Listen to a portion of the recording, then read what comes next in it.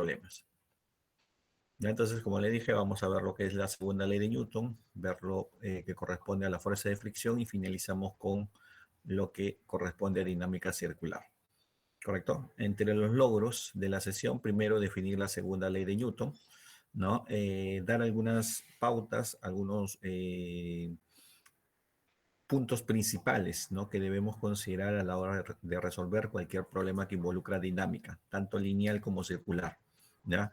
Vamos a trabajar con sistemas donde la fricción ya está presente, es decir, sistemas reales, por así decirlo. ¿Ya? Y finalmente vamos a aplicar conceptos de dinámica circular.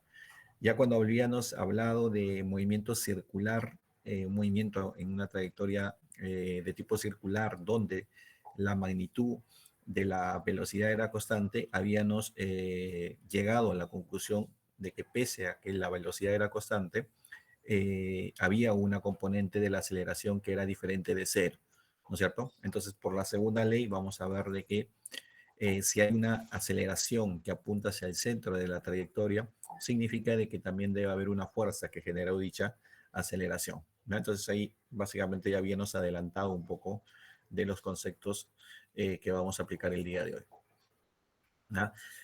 Una de las cosas que quedó pendiente en la clase anterior era hablar sobre el famoso diagrama de cuerpo libre, ¿ya? En cualquier problema de dinámica, el punto clave es el diagrama de cuerpo libre, también conocido como DCL, ¿correcto? En el caso de cinemática, nuestro punto principal, nuestro punto de partida, ¿no?, era establecer el sistema de referencia. Y ese sistema de referencia consistía en un sistema de ejes cartesianos, ¿no?, que describía la parte espacial y establecer, ¿no es cierto?, la escala de tiempo, ¿no? Fijar nuestra escala de tiempo para tener una dependencia temporal a partir de la cual íbamos o analizábamos el movimiento de los cuerpos, ¿sí? En el caso de dinámica, no solamente basta con indicar un sistema de ejes cartesianos, un sistema de referencia, sino también tenemos que identificar las fuerzas que están presentes en dicho sistema, ¿ya? Entonces, si hacemos un mal diagrama de cuerpo libre, posiblemente vamos a aplicar de forma incorrecta la ley de Newton. Entonces, ¿en qué consiste el diagrama de cuerpo libre? El diagrama de cuerpo libre básicamente consiste, primero, en aislar el cuerpo de interés. ¿Sí? Si yo tengo un sistema, por ejemplo, dos bloques unidos por una cuerda, yo aíslo uno de los bloques que quiero estudiar su movimiento y voy a graficar todas las fuerzas externas que están presentes en ese cuerpo. ¿Sí? Entonces consiste en aislar el cuerpo de interés, aislarlo de su entorno y graficar todas las fuerzas externas que actúan sobre dicho sistema. ¿Ya? Eh, ese cuerpo yo lo puedo representar como un punto. Recuerden que el modelo de partícula todavía sigue siendo válido, o simplemente mantengo la forma, ¿no? Es cuestión ya de gustos. Las fuerzas las vamos a representar como flechas, donde la cabeza de la flecha me va a indicar justamente la dirección de la fuerza. ¿Correcto? Entonces ahí, por ejemplo, tenemos un sistema que consiste en dos masas, ¿no? Un sistema bastante clásico, dos masas unidos mediante una cuerda que pasa por una polea ideal, ¿no? Entonces, si yo quiero analizar el movimiento de estos dos cuerpos, el primer paso sería básicamente hacer el diagrama de cuerpo libre, ¿ya? Entonces, sobre este cuerpo, M1 lo represento como un punto y grafico todas las fuerzas externas que están actuando sobre este cuerpo, es decir, las fuerzas que otro cuerpo ejercen sobre M1. ¿Ya? Aquí puedo yo identificar que hay una fuerza normal debido al contacto de este bloque con la superficie horizontal, lo represento mediante esta flecha, ¿no? Y la letra N, que vendría a ser la normal, o F sub N. ¿Sí? Aquí es cuestión ya de gustos. Hay una cuerda, por lo tanto va a generar una tensión. Esa tensión hace de que el bloque se mueva hacia la derecha, por lo tanto mi fuerza va a apuntar hacia la derecha. Este bloquecito tiene masa, por lo tanto tiene peso. El peso siempre apunta hacia abajo. Si hubiera rozamiento, entonces yo tendría que identificar hacia dónde se mueve el cuerpo para poder graficar la fuerza de rozamiento. ¿Sí? Recuerden de que en el caso del modelo de partícula, la fuerza de rozamiento vamos a considerar de que se opone a la dirección del movimiento. Es decir, si este cuerpo se mueve hacia la derecha, la fuerza de rozamiento debe ser hacia la izquierda. ¿Sí? De la misma manera, nosotros podemos hacer el diagrama de cuerpo libre de la masa M2, que es la que está suspendida. Entonces, sobre este cuerpo están actuando dos fuerzas, uno debido a la tensión y el otro debido al peso. ¿Ya? Aquí, como en la polea, vamos a trabajar con poleas de tipo ideales, es decir, no hay rozamiento, y con cuerdas de tipo ideales que no tienen masa. Entonces vamos a considerar de que la tensión en ambos lados de la cuerda siempre va a ser la misma. ¿Sí? Ojo, que eso ya no va a ser válido en el caso de dinámica de tipo rotacional, ¿no? Porque se puede considerar cierta fricción en la polea o también que está girando, ¿no? En torno de un eje específico, ¿no? Entonces, en el caso ideal, las tensiones de la cuerda van a ser iguales, que es lo que estamos analizando en este momento. ¿Correcto? Entonces, ¿qué errores se pueden cometer aquí? Un error bastante común es hacer lo siguiente. Por ejemplo, representamos el objeto, ¿ya? Como un cuerpo y graficamos las fuerzas.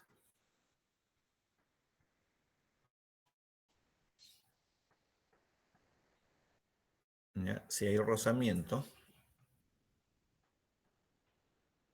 entonces aquí identificamos la fuerza de rozamiento. ¿Sí? ¿Cuál sería el error aquí? Hemos indicado hace un momento de que las fuerzas las estamos representando como una flecha, donde la cabeza de la flecha me indica la dirección de las fuerzas. Son magnitudes vectoriales. Entonces, la estamos representando de manera gráfica como una flecha. Entonces, esto de aquí no me indica la dirección, por lo tanto sería incorrecto. ¿Ya? Otro error bastante común es graficar aquí, en este sistema, ¿sí? La fuerza normal, la tensión, el peso y el rozamiento, ¿sí? Eso de ahí básicamente corresponde a las fuerzas que están actuando sobre ese cuerpo, ¿sí? No hay ninguna discusión. Es correcto, estás graficando las fuerzas que están actuando sobre este M1 y de la misma manera lo puedes hacer para el bloque M2, ¿sí? ¿Dónde estaría el error? El error estaría en que si en algún problema te pido de manera explícita, ¿ya? Te pido de manera explícita que elabores el diagrama de cuerpo libre, entonces tienes que aplicar la definición, ¿ya? Que es aislar el cuerpo de su entorno y graficar las fuerzas externas que están actuando sobre él, ¿sí? Entonces aquí, al hacer esto, no estás aislando el cuerpo, la masa M1, no la estás aislando de su entorno, simplemente estás graficando fuerzas, pero no sería eh, el diagrama de cuerpo libre, ¿ya? Entonces tienes que tener mucho cuidado con eso, ¿no? Si es que se te pide en algún momento de manera explícita que lo elabores. Ahora, en el diagrama de cuerpo libre, ojo, que la misma definición me lo está indicando. Me dice que grafique todas las fuerzas externas que actúan sobre un cuerpo. Otro error bastante común es que el estudiante en el diagrama de cuerpo libre descompone la fuerza, ¿ya? Las fuerzas yo tengo que representarlas. No nos interesa la descomposición. Posteriormente, ya cuando querramos aplicar las leyes de Newton, ahí sí vamos a trabajar con la descomposición posiblemente de las fuerzas. Pero en el diagrama de cuerpo libre no va la descomposición de ninguna fuerza. ¿Sí? Si la fuerza es oblicua, la tengo que escribir como tal. ¿Ya? Luego, cuando resolvamos problemas, ahí sí establecemos nuestro sistema de ejes cartesianos y descomponemos las fuerzas si fuera necesario. ¿Ya? Entonces tengan en cuenta esos pequeños detalles al momento de aplicar la definición, ¿no? Y responder algún tipo de preguntas. ¿Sí? Si hubiera alguna duda, con confianza, por favor. Entonces, ya, este diagrama de cuerpo libre, junto con el sistema coordenado, considero que son las partes relevantes para resolver cualquier problema de dinámica. ¿Sí? Entonces, en el sistema, en la gráfica que generalmente me van a dar en un problema, en un enunciado, una vez que yo haya, o mejor dicho, antes de que comience a hacer el diagrama de cuerpo libre, lo recomendable es eh, establecer tu sistema de ejes cartesianos, ¿sí? ¿Cuáles son las direcciones positivas? Por ejemplo, para el bloque M1, yo escojo un sistema de ejes cartesianos de este tipo, y para el bloque M2 no necesariamente va a ser el mismo, utilizo este sistema coordenado, ¿sí?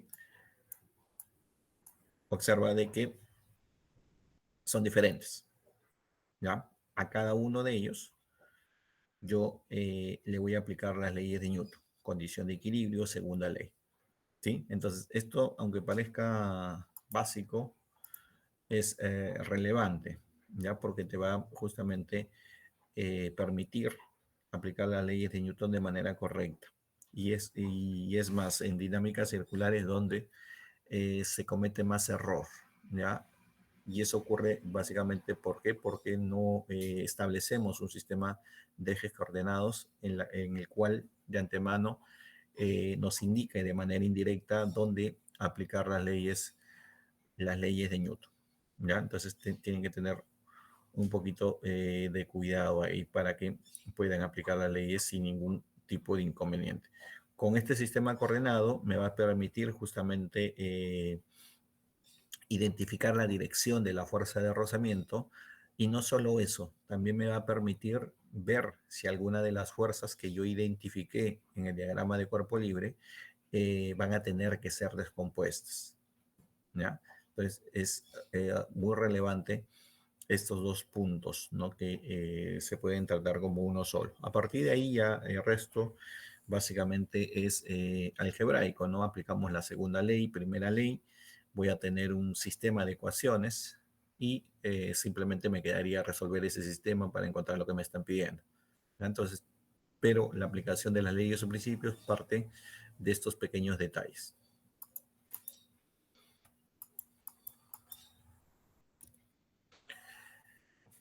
Entonces, nos habíamos quedado en lo que respecta a la primera ley y tercera ley de Newton. En el caso de la primera ley, habíamos indicado de que un cuerpo está en equilibrio, sí y solo sí, equilibrio, en este caso equilibrio translacional, sí y solo si este se encuentra en reposo o se mueve con velocidad constante. Matemáticamente eso que representaba de que la sumatoria de fuerzas que actúa sobre dicho sistema es exactamente igual a cero, ¿no?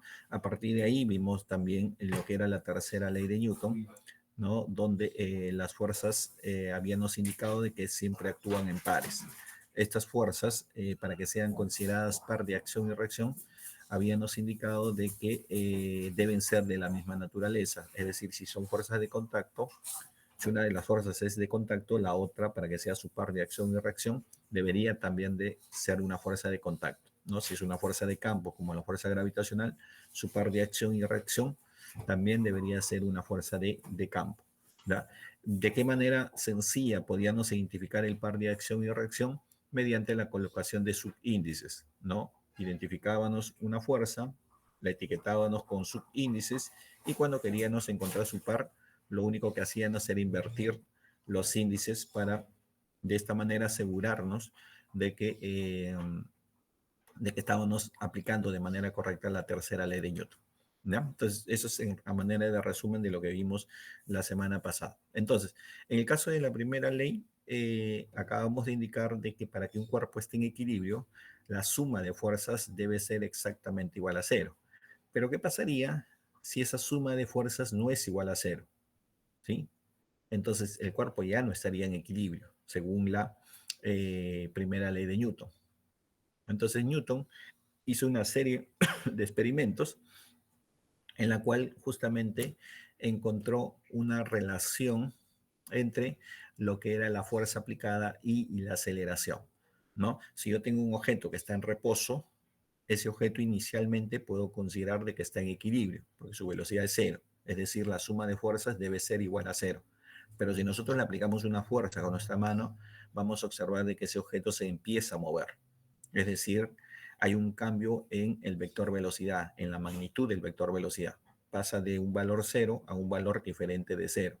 Si nosotros duplicamos la fuerza o la triplicamos, el movimiento de ese objeto va a ser más rápido, es decir, la magnitud del vector velocidad va a cambiar de manera proporcional a la fuerza aplicada. ¿Sí? Entonces Newton justamente demostró esa relación entre lo que es la aceleración y la fuerza aplicada, pero también observó de que la aceleración en este caso disminuye de manera proporcional con la masa del objeto, ¿no? Si nosotros tenemos un objeto pesado, le aplicamos una fuerza, posiblemente lo vamos a mover, pero si duplicamos la masa o la triplicamos, nos va a costar un poco más, ¿no?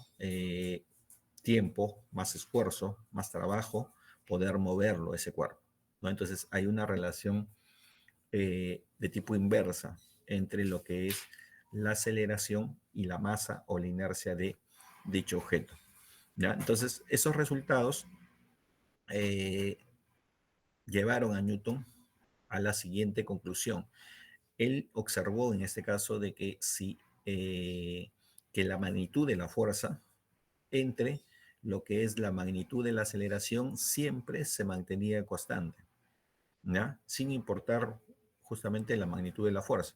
Entonces, ese cociente entre la magnitud de la fuerza y la magnitud de la aceleración, Newton lo denominó masa inercial o simplemente masa del sistema, ¿ya? Y generalmente la masa la vamos a estar denotando con la letra M, M minúscula, ¿ya? Entonces ahí te presento básicamente eh, la forma, la expresión matemática de la segunda ley, ¿no? Basadas en esas observaciones de tipo experimental, ¿no? Entonces, la más conocida, creo que por ustedes, es la que está en la parte central, sumatoria de fuerzas, ¿no? Trabajando con el módulo, es igual al producto de la masa veces la aceleración, ¿no? Ahí se ve de forma clara de que la aceleración es directamente proporcional a la fuerza aplicada, mientras que en la primera expresión se ve de forma clara también lo que es la relación inversa entre la masa y la aceleración, ¿ya? Entonces ahí tenemos esa expresión que corresponde a la segunda ley, ¿ya? Ojo, esa expresión solamente va a ser válida si la masa del sistema permanece constante. ¿Ya? Si la masa del sistema permanece constante, entonces esa expresión va a ser válida. En situaciones donde la masa varía, esa expresión no es válida. Recuerden de que en realidad la segunda ley de Newton, tal como Newton la presentó en su libro Principios Matemáticos de la Filosofía Natural, no está dada por esa expresión, sino involucra a una nueva magnitud física, ya llamada momento, que posteriormente lo vamos a estar presentando, ¿ya? Entonces, podemos ahí observar la relación entre lo que es la fuerza y la aceleración. En el laboratorio, generalmente cuando ustedes hacen laboratorio, eh, cuando les piden verificar la segunda ley de Newton, ¿no? Hacen un experimento en la cual ustedes van a estar tomando datos de fuerza resultante, fuerza neta y la aceleración, ¿no? Y ver esa proporción que existe entre ambas magnitudes, esa relación matemática. Como pueden observar, la relación entre la fuerza y la aceleración es básicamente de tipo lineal, directamente proporcionales, ¿ya? Entonces, esos datos que ustedes van a encontrar en el laboratorio les van a pedir que los representen mediante un gráfico, pero para representarlo en un gráfico, les piden también de que identifiquen quién es la variable dependiente e independiente, ¿correcto? Eh, entonces, el estudiante generalmente comete error a la hora de identificar quién es la variable dependiente e independiente. ¿Por qué? Porque se guía mucho de la expresión matemática, de la segunda ley, ¿ya? Entonces, lo que ustedes tienen que hacer básicamente es identificar quién causa eh, efectos sobre la otra magnitud, ¿ya? La aceleración, que es el error más común, eh, proviene de la aplicación de una fuerza, ¿sí? La fuerza genera una aceleración, no al revés. Si nosotros tenemos un objeto que está en reposo, ¿no? Su aceleración es cero. Si le aplicamos una fuerza, su aceleración va a ser diferente de cero. Si duplicamos, triplicamos la fuerza, la aceleración se va a duplicar o triplicar, ¿no? Entonces, causa-efecto. La aceleración proviene de aplicar una fuerza, ¿ya? Entonces, mi fuerza vendría a ser mi variable, en este caso independiente, porque yo la puedo manipular, y la aceleración vendría a ser la variable dependiente. ¿De quién depende? De la aceleración, ¿ya? Entonces, cada vez que les pidan identificar quién es la variable dependiente independiente, no se guíen mucho de la expresión matemática, sino traten de identificar causa-efecto para que no cometan ningún tipo de error. ¿Correcto? Entonces, ahora, aquí hay, en esta expresión, ¿no? La suma de fuerzas, recuerden que sobre un sistema no solamente actúa una fuerza, sino un conjunto de fuerzas. Y al igual que en la primera ley de Newton, que habíamos dicho de que nos interesa la fuerza resultante, aquí en la segunda ley de Newton también nos interesa la fuerza resultante, ¿no? Y esa fuerza resultante está representada justamente como esa sumatoria de F, ¿ya? Entonces aquí tenemos que tener cuidado, ¿no? ¿Cómo yo voy a aplicar correctamente esta expresión? Justamente a partir de mi diagrama de cuerpo libre. El diagrama de cuerpo libre me va a ayudar justamente a identificar las fuerzas que están presentes y por lo tanto a encontrar la fuerza resultante, ¿ya?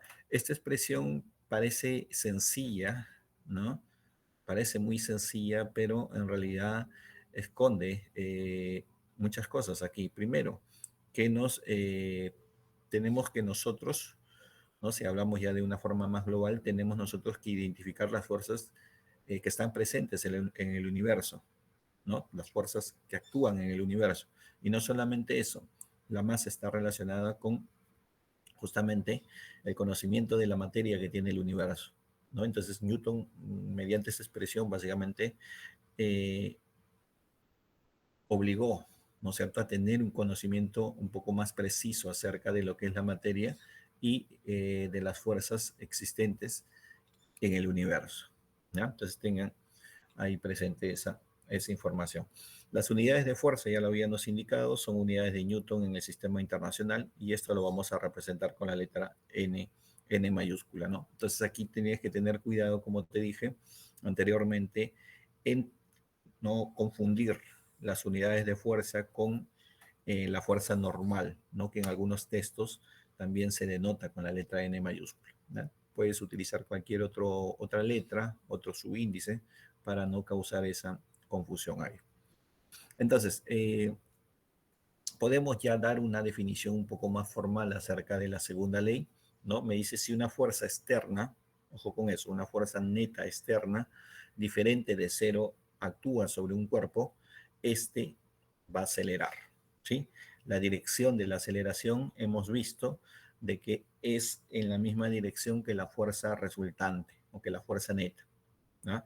Entonces, la expresión anterior en la cual nosotros trabajábamos con el módulo se puede representar de manera vectorial mediante esta expresión matemática, ¿sí? Aquí ya estoy trabajando la naturaleza vectorial de la fuerza, sumatoria de fuerzas, ¿no? Expresada de manera vectorial, es igual al producto de la masa veces la aceleración, ¿correcto? Entonces, ¿eso qué significa?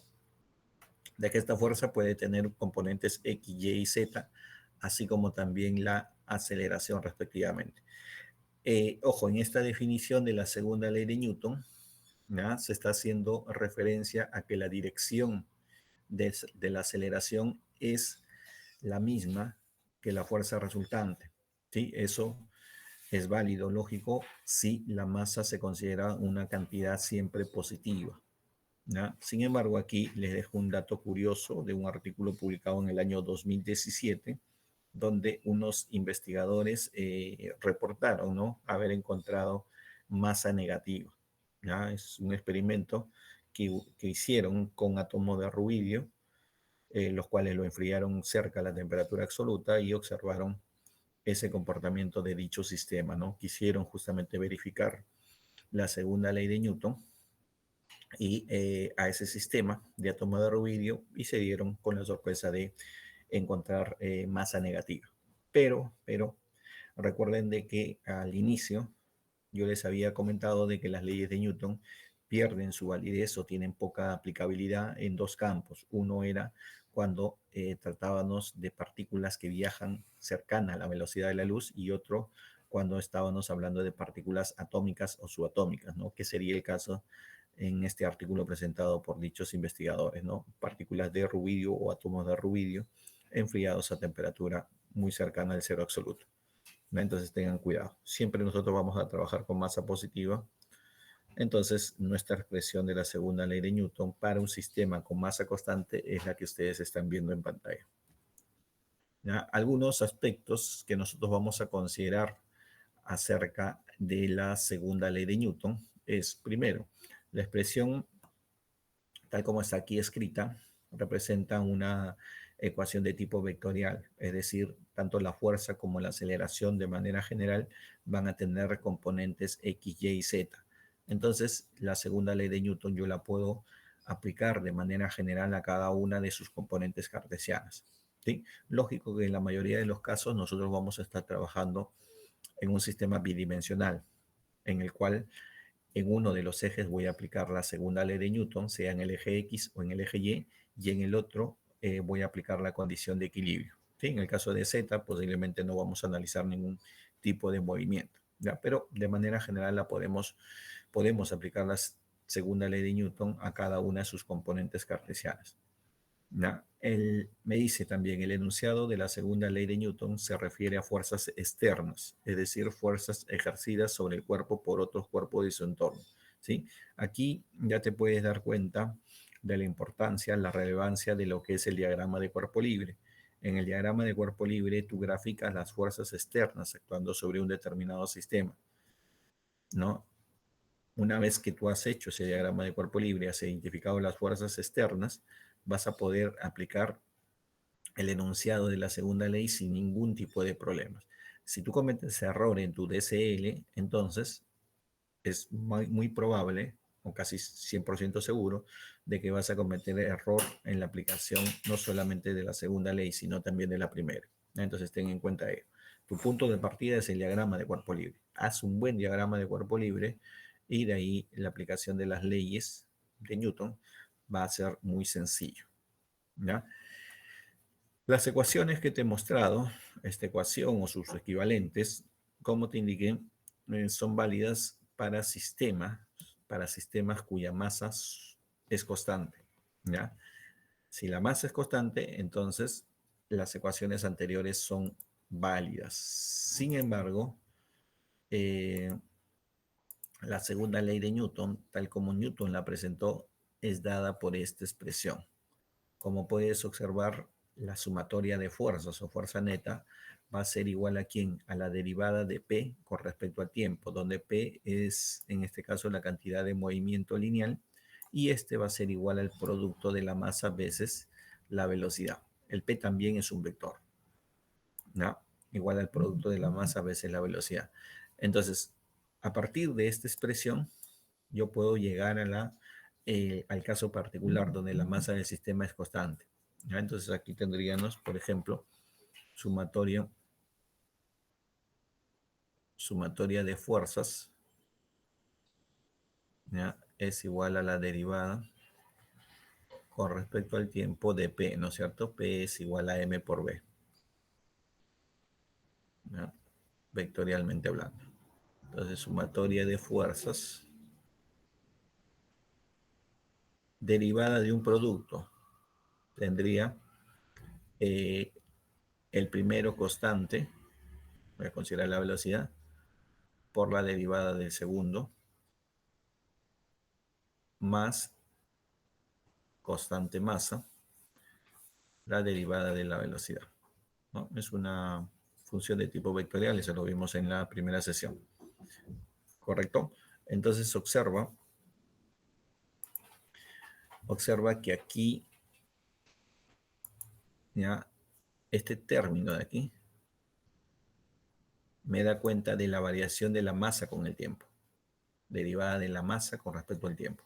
Si la masa no es constante, este término se encarga de darme cuenta cómo la masa está variando en el tiempo, ¿sí? Si la masa permanece constante, entonces este término de aquí sería cero, ¿no? Este solo si la masa sería constante. Entonces, si la masa es constante, llegamos fácilmente a la expresión que les había mostrado, ¿no? Que es igual a la masa derivada de la velocidad con respecto al tiempo, ¿sí? Y derivada de velocidad con respecto al tiempo,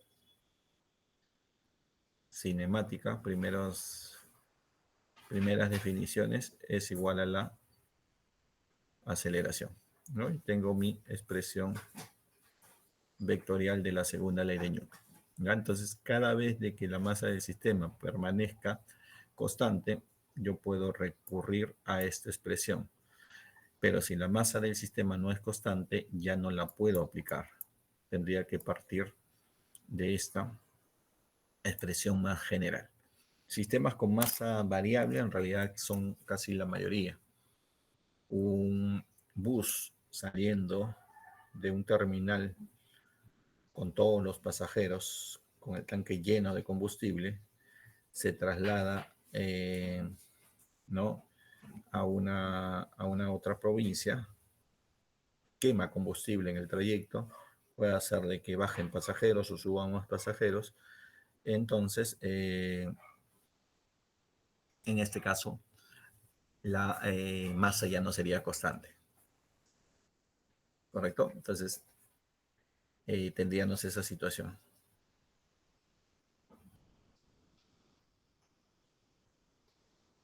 ¿Listo? Entonces, ahí tengan cuidado.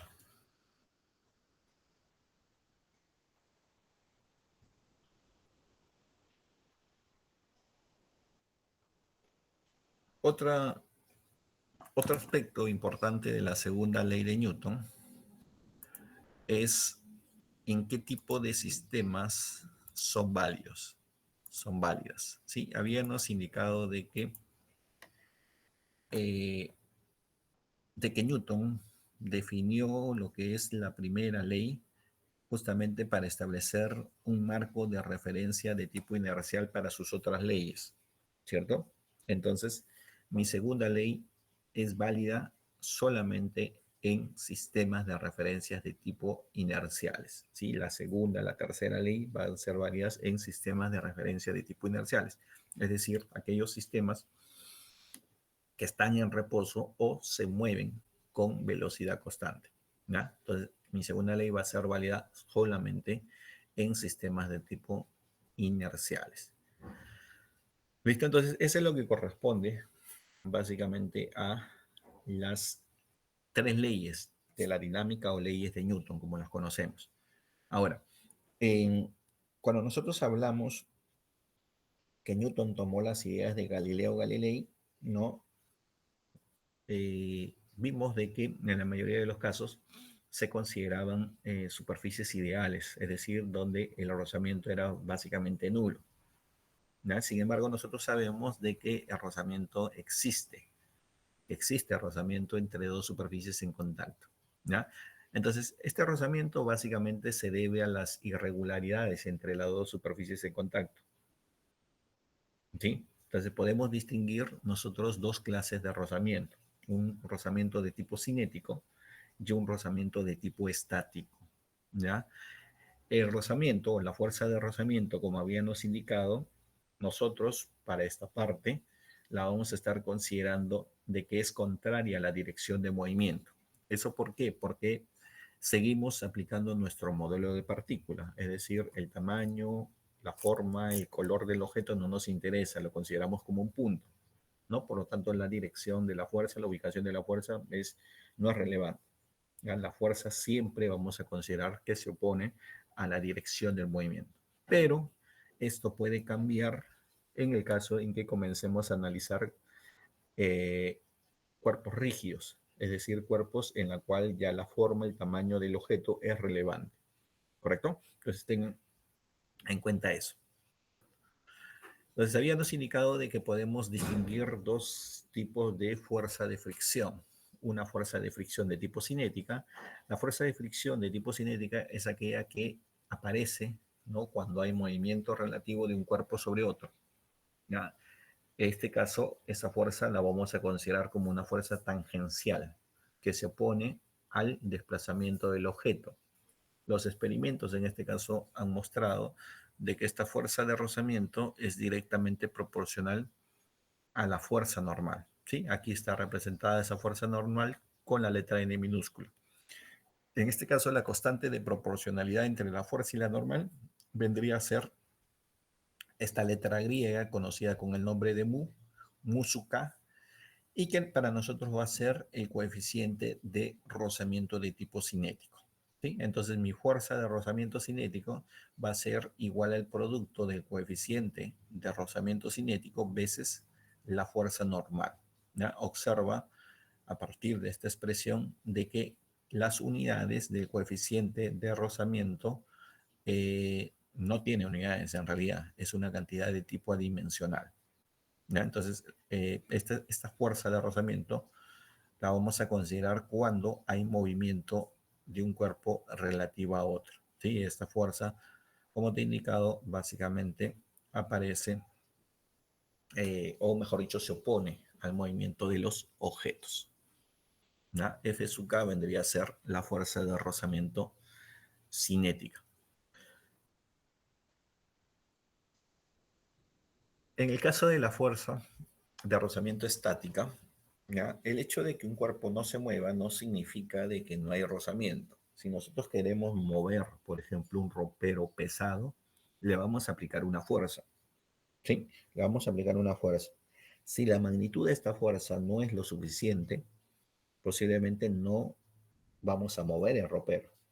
Entonces, ¿qué debemos hacer si queremos moverlo?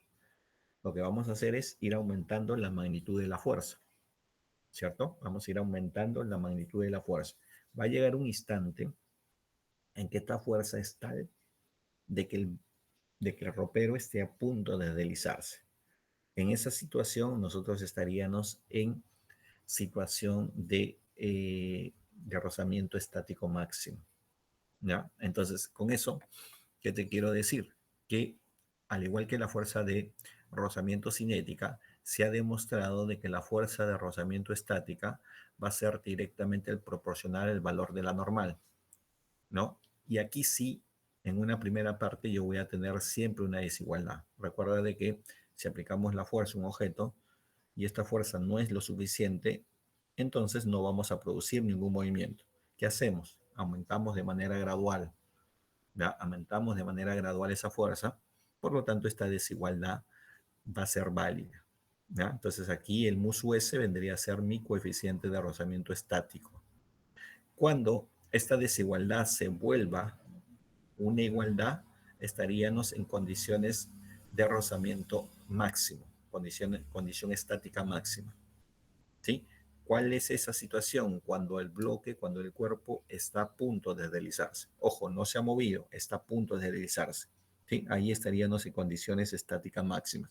Entonces, generalmente nosotros vamos a estar trabajando en condiciones estáticas máximas, es decir, mi fuerza de rozamiento estática va a ser igual al coeficiente de rozamiento estático máximo veces el valor de la fuerza normal.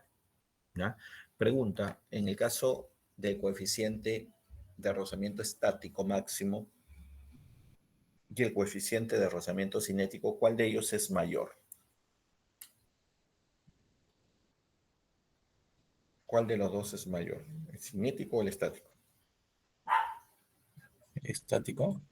El estático, ¿no es cierto? El estático va a ser mayor que el cinético, ¿no? Y ese es justamente lo que observamos, como les puse en el ejemplo, ¿no? De que vamos a empujar un objeto, ¿no? Y para que éste empiece a moverse, nos va a dar más trabajo que si este ya está en movimiento y yo quiero mantener ese movimiento. Entonces el coeficiente de rozamiento estático siempre va a ser mayor que el cinético. Si en algún problema les dan los dos coeficientes y no les indican cuál es cuál, entonces por definición sabemos de que el estático debe ser mayor que el coeficiente de rozamiento de tipo cinético, ¿no? Entonces ahí tenemos la definición de fuerza de rozamiento tanto estática como cinética y que a partir de ahora las vamos a aplicar en la resolución de problemas. Pregunta, a ver, intente responderme. Dice, en un vacío, una moneda y una pluma caen a la misma taza, lado a lado. ¿Sería correcto decir que iguales fuerzas de gravedad actúan sobre la moneda y la pluma cuando están en un vacío? ¿Correcto o incorrecto? ¿Qué opinan?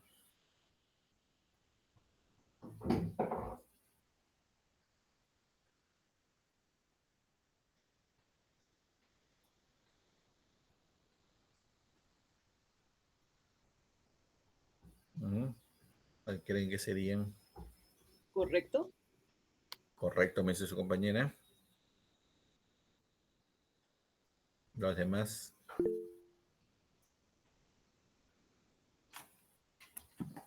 A ver, vamos a salir de la presentación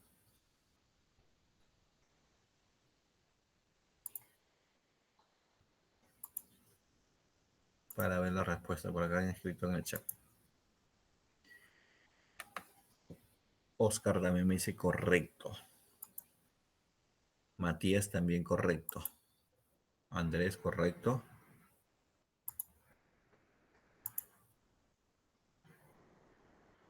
Luis también correcto. Y la respuesta en realidad es incorrecta.